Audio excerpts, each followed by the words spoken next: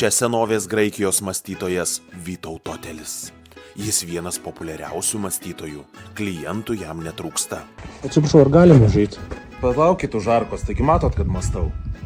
Vytautotelis dirba be išeiginių nuo 8 iki 5. Ar turite laiko? Kada tu kreipies, pažiūrėk, kiek valandų jau? Jau po 5. Ateik rytoj, nuo 8. Kur gaut paskolą? Akropoliui pasitaisyti ir vežimą pasikeisti. Geros paskolos sąlygos. Ordbank. Bet vieną dieną Vytautoteliui nusibodo mąstyti. Sveiki. Kiek duotų 2 valandas jūsų mąstymo? O Jėzus Marija, nors jie dar negimė. Aš atostogose dabar nemastau, tuščia galva iš viso. Galiausiai Vytautoteliui nuo klausimų nebeišlaikė nervai. Sveikas, Vytautelis. Ką šiandien mąstom? O aš!